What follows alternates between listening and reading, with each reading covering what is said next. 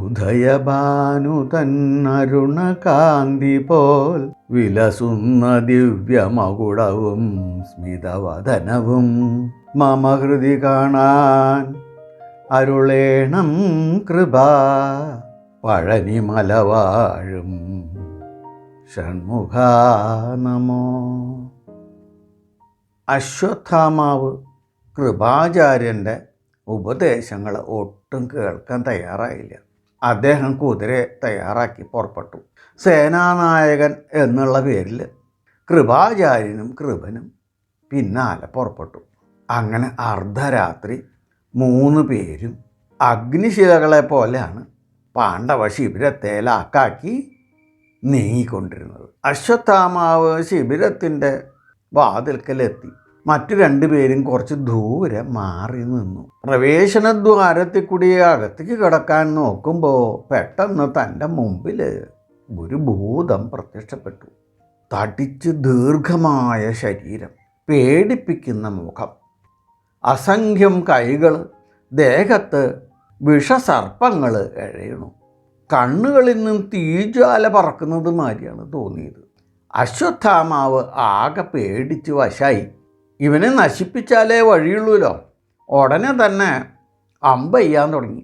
എല്ലാ അസ്ത്രങ്ങളും ഈ സത്വം ഭക്ഷിക്ക അതിൻ്റെ തേജസ് കൂടി വരിക.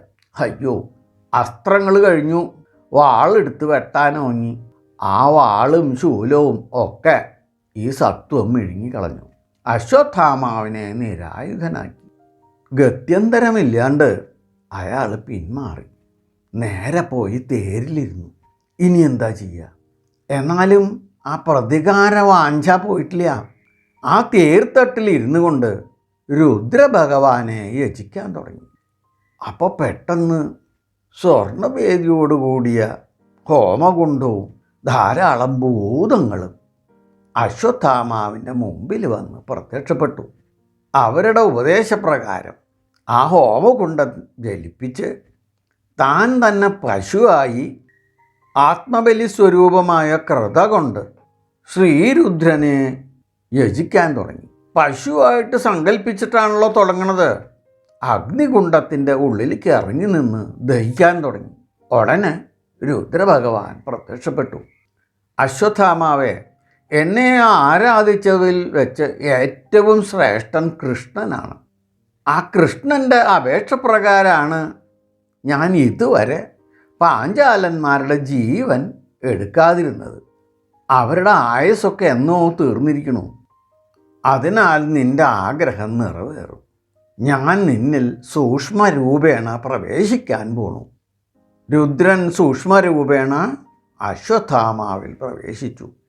അശ്വത്ഥാമാവിൻ്റെ കയ്യിൽ ഒരു വാളും കൊടുത്തു. എന്നിട്ട് തിരിച്ചിങ്ങോട്ട് നോക്കുമ്പോൾ വാതിൽക്കൽ നിൽക്കുന്ന ഭൂതത്തിനെ കാണാനില്ല. അശ്വത്ഥാമാവ് കൃപനെയും കൃതവർമാവിനെയും വിളിച്ച് ശിബിരത്തിൻ്റെ പ്രവേശനദ്വാരത്തിൽ നിർത്തിയിട്ട് പറഞ്ഞു, ഞാൻ ഉള്ളിൽ കയറി ഇവരെയൊക്കെ നിഗ്രഹിക്കാൻ പോവുക. ആരെങ്കിലും എന്നെ വെട്ടിച്ച് പുറത്തേക്ക് ഓടി വരികയാണെങ്കിൽ അവരെയൊക്കെ വെട്ടിക്കൊല്ലുമോ എന്ന് അവരെ ഏൽപ്പിച്ചിട്ട് അശ്വത്ഥാമാവ് നേരെ ഉള്ളിൽ കയറി ദൃഷ്ടദ്യുമ്നനെ തേടി കണ്ടുപിടിച്ചു. അവനെ വലിച്ച് ചോട്ടിലൊക്കെ ഇട്ടിട്ട് ചവിട്ടി കൊല്ലാൻ പുറപ്പെട്ടു. ദൃഷ്ടദ്യുമ്നന് മനസ്സിലായി അശ്വത്ഥാമാവ് കൊല്ലും. അപ്പോൾ ദൃഷ്ടദ്യുമ്നൻ അശ്വത്ഥാമാവിനോട് പറഞ്ഞു, എന്നെ ആയുധം കൊണ്ട് കൊന്നോളോ, വിരോധമില്ല, ഇങ്ങനെ ചെയ്യരുത്. ഏയ്, ആയുധം കൊണ്ട് കൊന്നാൽ നീ സ്വർഗത്തിൽ പോവും, അതൊരിക്കലും പാടില്ല എന്ന് പറഞ്ഞ് ചവിട്ടി തന്നെ അങ്ങോട്ട് കൊന്നു. പിന്നെ കുറച്ച് സമയത്തിനുള്ളിൽ രുദ്രഭഗവാൻ കൊടുത്ത വാളുകൊണ്ടൊന്നും തൊടുകയല്ലേ വേണ്ടു. ആയിരക്കണക്കിന് ആളുകളെ ദ്രോണി കൊന്നു തള്ളി. അത് കഴിഞ്ഞിട്ട് ശിബിരത്തിൻ്റെ 3 ഭാഗത്തു കൂടി തീ കൊടുത്തു.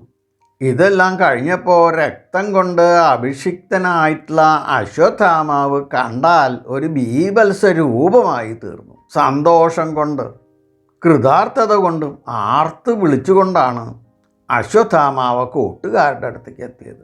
അവിടുന്ന് 3 പേരും കൂടി നേരെ പോയത് ദുര്യോധനൻ വീണ് കിടക്കുന്ന സ്ഥലത്തേക്കാണ്. അവിടെ എത്തിയപ്പോൾ കണ്ട സ്ഥിതി അതിദാരുണമായിരുന്നു. ചോര ഒലിപ്പിച്ച് മൂക്കിൽ നിന്നും വായിൽ നിന്നും ഒക്കെ ചോര വരുന്നുണ്ട്. ദുര്യോധനൻ അങ്ങനെ വേദന കൊണ്ട് അമരാണ്. ചെന്നായ്ക്കൾ കടിച്ചു വലിക്കാൻ തയ്യാറായി നിൽക്കുന്നുണ്ട്. പലപ്പോഴും കൈകൊണ്ടൊക്കെ ആട്ടിവിട്ട് അങ്ങനെ ദാരുണമായ ഒരു രംഗമാണ് ഇവർക്ക് കാണേണ്ടതായിട്ട് വന്നത്.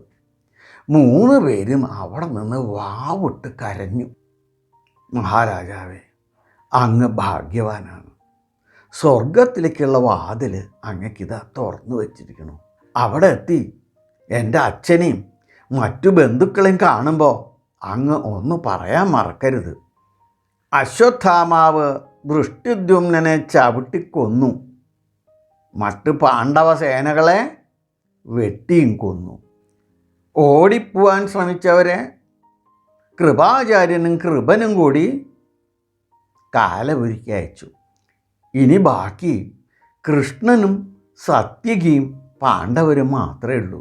പാഞ്ചാലരും പാഞ്ചാലി പുത്രന്മാരും അടക്കമുള്ള പാണ്ഡവ പട മുഴുവൻ നശിച്ചു എന്നുള്ള ആ സന്തോഷ വാർത്ത കേട്ട് മരണത്തോടടുത്ത് കിടക്കുകയാണെങ്കിൽ ദുര്യോധനൻ്റെ ഹൃദയം സന്തോഷം കൊണ്ട് നിറഞ്ഞു.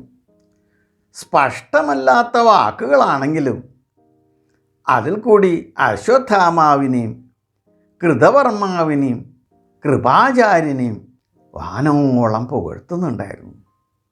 അവരെ അനുഗ്രഹിക്കുകയും ചെയ്തു. അങ്ങനെ അവർ നോക്കി നിൽക്കെ ആ കൗരവ ചക്രവർത്തി ശരീരം വിട്ടു.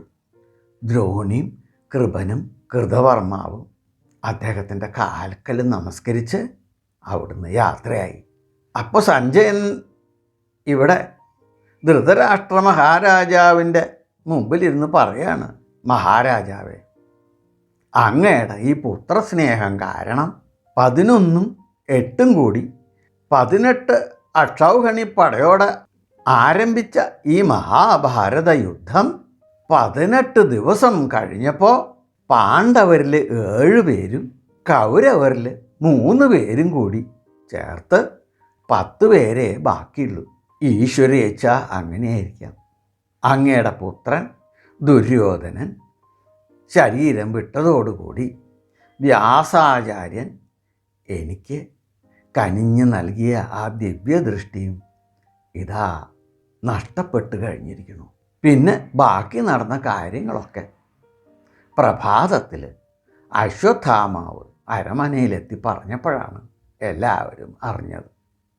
അശ്വത്ഥാമാവ് ഈ പറയണതെല്ലാം കേട്ട് ധൃതരാഷ്ട്ര മഹാരാജാവും ഗാന്ധാരി മാതാവും നെടുവേർപ്പെട്ടു. അങ്ങനെ മഹാഭാരത യുദ്ധം അവസാനിച്ചിരിക്കുന്നു. എല്ലാവർക്കും ഭഗവാന്റെ എല്ലാ അനുഗ്രഹാശസ്സുകളും എപ്പോഴും ഉണ്ടാവണേ എന്ന് പ്രാർത്ഥിച്ചുകൊണ്ട് ലോക സമസ്ത സുഖിനോ ഭവന്തു.